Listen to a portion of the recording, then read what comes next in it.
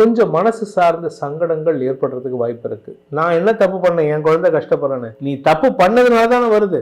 அமோகமான வளர்ச்சி ஏற்படுகின்ற ஒரு சிறப்பான நேரம் இந்த ராகு கேது பயிற்சி. பதவி, பொருள் சேர்க்கை போன்ற நல்ல விஷயங்கள் நடந்தாலும் இவங்க ஆரோக்கியத்தை மட்டும் கொஞ்சம் கவனமா பார்த்துக்கணும். வியாதியினால பாதிப்பு இருக்காது, வேலையில கான்சென்ட்ரேட் பண்ணிடுவாங்க. பங்காளிகளுக்குள்ள சண்டை இருக்கு, சொத்து பிரிக்கிறதுல.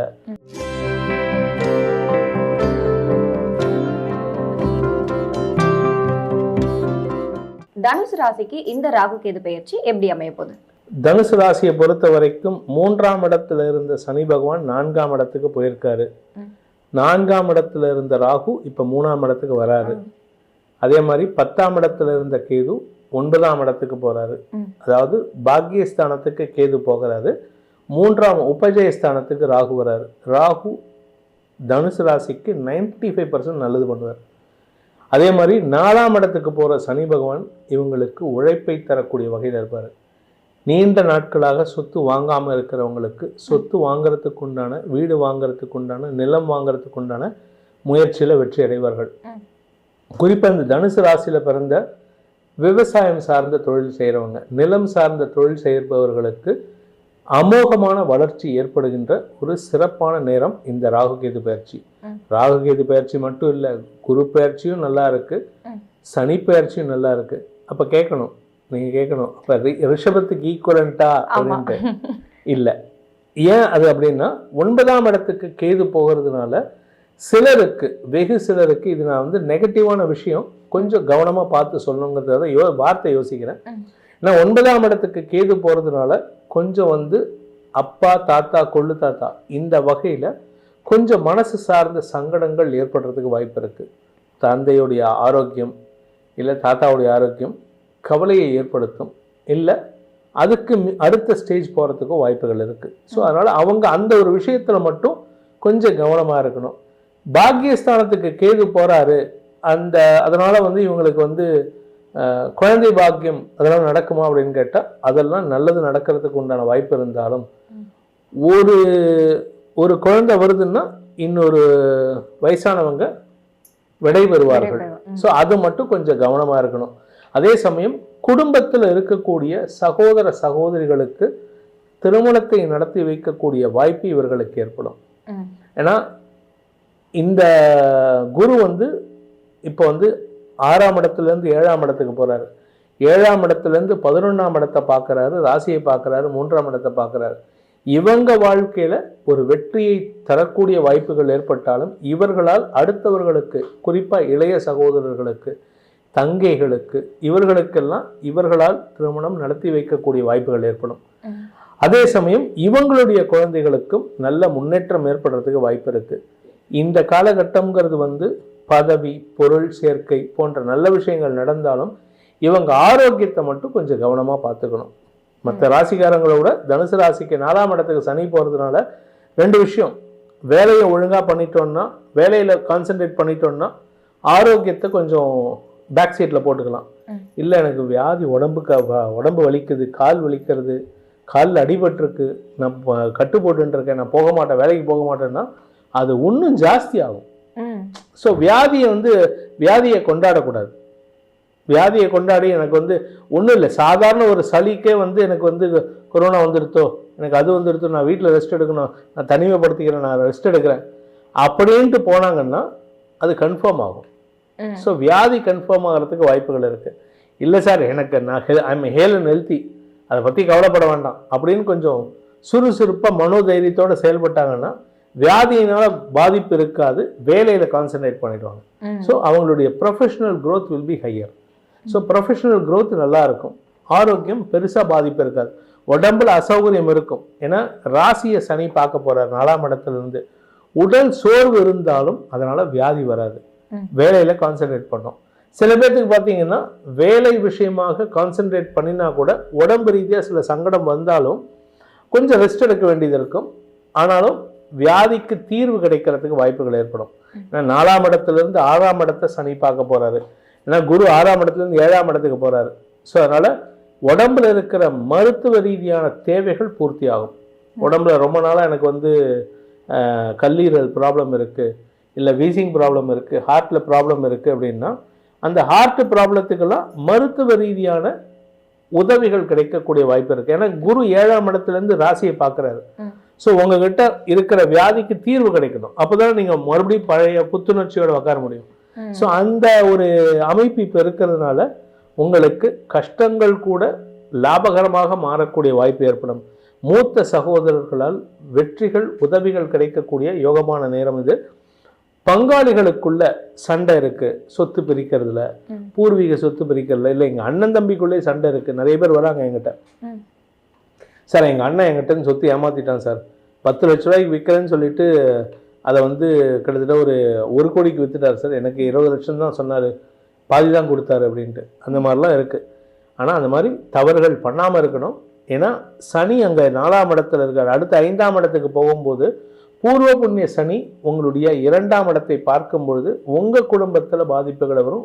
ஒரு 2 வருஷம் கழிச்சு, 2.5 வருஷம் கழிச்சு இப்போ பண்ணுற தப்புக்கு அப்போ கிடைக்கும். சரி, இதுதான் மக்கள் புரிஞ்சுக்கணும். நம்ம சில பேர் பார்த்தீங்கன்னா, நான் என்ன தப்பு பண்ணேன், என் குழந்தை கஷ்டப்படுறேன்னு. நீ தப்பு பண்ணதுனால தானே வருது. நீ என்ன தப்பு, நம்ம மனுஷனுடைய வீக் பாயிண்ட் என்னன்னா மறதி. அதுதான் ஸ்ட்ரென்த்தும் கூட. ஏன்னா மறதி இல்லைன்னு வச்சுக்கோங்க, ஒரு 20 வருஷத்துக்கு முன்னாடி பண்ணின தப்பு கூட மனசில் நீ இதை பண்ணின்னு. அதே மாதிரி நீங்கள் பண்ணுற தப்பும் மறந்து போகுது. நம்ம முன் ஜென்மத்தில் பண்ணின தப்பும் தான் பிராப்த கர்மா பிராரப்த கர்மான்னு சொல்கிறது. இதெல்லாம் நமக்கு வரும்பொழுது நம்ம என்ன பண்ணினோங்கிறது ஞாபகம் வச்சுக்கணும். முடிஞ்ச அளவுக்கு ட்ரை பண்ணணும். நான் ஏதோ தப்பு பண்ணியிருக்கேன், அதனால தான் இது நடக்கலை அப்படிங்கிறத ஒத்துக்கணுமே தவிர, நான் அப்படியே சத்தியவான் சாமத்திரி, நான் ஹரிஷ்சந்திரா, நான் பொய்யே பேசுகிறேன், நான் நல்லதே பண்ணுவேன், யாருக்கும் கெடுதலே பண்ண மாட்டேன்னு எவனுமே கிடையாது.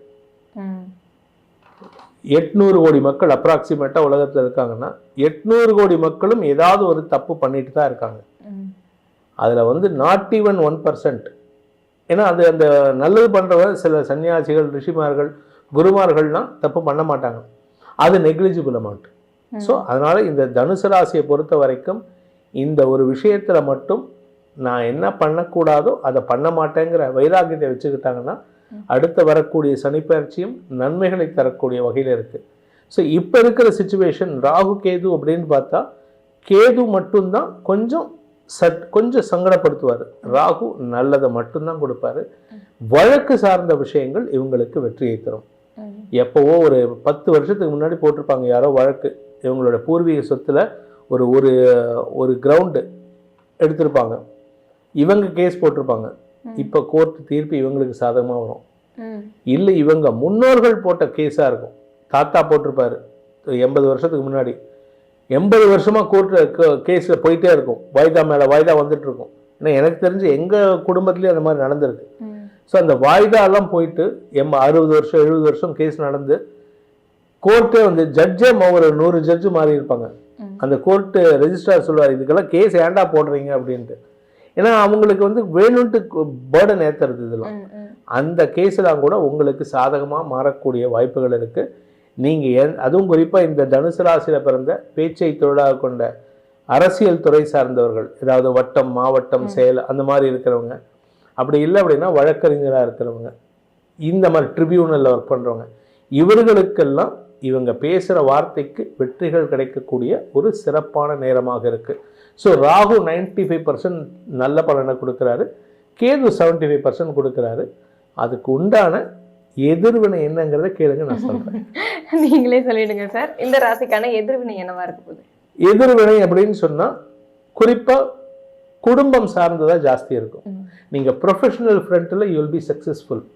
Personal front, family front, family side, குடும்பம் சார்ந்த விஷயங்களில் முன் ஜென்மத்திலேயோ உங்கள் முன்னோர்கள் செய்த தவறுகளுக்கோ தண்டனைகள் கிடைக்கக்கூடிய, கஷ்டங்கள் வரக்கூடிய காலகட்டம்.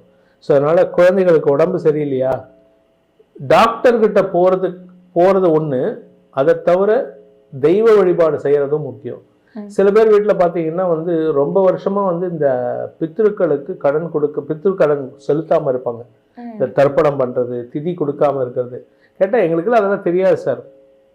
நீ தெரியாதுன்னு ஏதாவது வேலை பண்ணாமல் இருப்பியா? இப்போது படிக்க போகிறாங்க, எனக்கு தெரியாதுன்னு சொல்லிட்டு படிக்காமல் இருந்துருவியா? கற்றுக்கணும். எதுவாக இருந்தாலும் தெரிஞ்சு பண்ணணும். எனக்கு தெரியாது சார் அப்படின்னு சொல்லிட்டு தாத்தாவோட சொத்து நீ வாங்காமல் இருப்பியா? எப்படி உன் தாத்தாவோட சொத்துக்கு நீ உரிமை இருக்குன்னு நினைக்கிறியோ அதே மாதிரி தாத்தாவுடைய பாவத்துக்கும் உரிமை இருக்கு, அவர் பண்ணின தப்புக்கும் உரிமை இருக்கு. நீ கடன் பட்டவன், அதுக்கு நீ முடிஞ்ச அளவுக்கு அதுக்கு உண்டான முயற்சி எடுத்து அதை நிவர்த்தி பண்ணுறதுக்கு பார்க்கணும். அந்த மாதிரி முன்னோர் வழிபாடு செய்வதை தவிர்க்காமல் இருக்கணும், கண்டிப்பாக பண்ணணும். அமாவாசை, அதுக்கப்புறம் அவங்களுடைய திதி, இதெல்லாம் ஒழுங்காக பண்ணணும். கூடவே குலதெய்வ வழிபாடு. நம்ம ஏற்கனவே சொல்ற மாதிரி ஒவ்வொரு ராசிக்கும் குலதெய்வ வழிபாடு, அதாவது பை டிஃபால்ட் குலதெய்வ வழிபாடு 12 ராசிக்கும் வரணும். ஆனா இந்த தனுசு ராசியை பொறுத்த வரைக்கும் முன்னோர் வழிபாடு அவசியம் செய்ய வேண்டும். முன்னோர் வழிபாடு கண்டிப்பா பண்ணணும். அதே மாதிரி குலதெய்வ வழிபாடு, ஏன்னா குலதெய்வ வழிபாடை விட முன்னோர் வழிபாடு கம்பல்சரி. ஏன்னா இப்போ 9ஆம் இடத்திற்கு கேது சம்பந்தப்பட்டதுனால இந்த முன்னோர் வழிபாடு, அதுக்கப்புறம் வீட்டில் சுமங்கலி பிரார்த்தனை பண்ணுற பழக்கம் இருந்து சுமங்கலி பொண்டுகள்னு சொல்லுவாங்க. அதுக்கப்புறம் எதுவுமே இல்லையா, ஒன்றுமே கவலைப்பட வேண்டாம். உங்கள் முன்னோர்களை ஞாபகப்படுத்திட்டு ஒரு 5 சுமங்கலி பெண்களை வீட்டுக்கு கூப்பிட்டு ஏதோ ஒரு ரசஞ்சாதம், தயிர் சாதம் போட்டு ஒரு பாயசத்தை வச்சு அவங்களுக்கு சாப்பாடு போட்டு அவங்க காலில் விழுந்து, வயசு முக்கியம் கிடையாது, முன்னோர்களாக பாவிச்சு நமஸ்காரம் பண்ணிட்டு வாங்க. இப்படி பண்ணிட்டு வந்தாலே வீட்டில் நடக்கக்கூடிய துர்விஷயங்கள் எல்லாமே விலகும். சில விஷயங்கள்லாம் நமக்கு ஏன் நடக்குதுன்னே தெரியாது, அதெல்லாம் விலகும். ஸோ இவங்களுக்கு உண்டான பரிகாரம் அதுதான். இப்போ தனுசு ராசிக்காரர்களுக்கு புரிஞ்சிருக்கும் முன்னோர்கள் வழிபாடு எவ்வளவு முக்கியம் அப்படின்றது. இப்போ அனுபவபூர்வம் உணர்வாங்க.